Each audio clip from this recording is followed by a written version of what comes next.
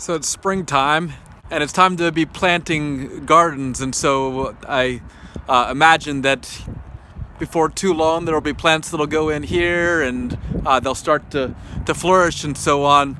Uh, but that's what comes out of the ground. I was thinking about it in light of a parable that I was looking at in Luke chapter 12. Jesus tells a parable of a man who was a farmer, and he was a wealthy man.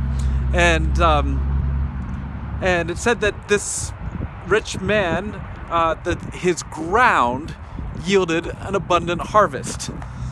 It's an interesting way of saying that. He didn't do it. The ground yielded an abundant harvest for him, and he had an interesting problem. His question for himself was, what shall I do? I have no place to store my crops. Well, perhaps you know this parable. He decides to tear down the barns that he has and to build bigger barns and to store it all up for himself and to take life easy. And the end of the parable, God says, "You fool, this very night your life will be demanded from you. Then who will get what you have prepared for yourself?" And it closes out by saying, this is how it will be for whoever stores up things for themselves, but is not rich toward God. Abundance comes in different ways, in different forms. For not all of us have an abundance of money, maybe particularly at this time, but maybe you have an abundance of something else. Maybe you have an abundance of time, or maybe you have an abundance of knowledge in some area, or maybe you're a really likable person, and it just does you well, makes your life easy, and so on. There's abundance comes in all kinds of scenarios. The question is, what are we going to do with our abundance?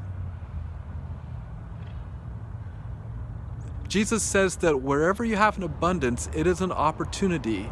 It is a gift meant to be given away. A gift meant to bless others. I think that's what Jesus meant by being rich towards God. Because if you grab hold of what you think is yours, it's God's prerogative to take hold of what's his, which includes your life. But what a privilege.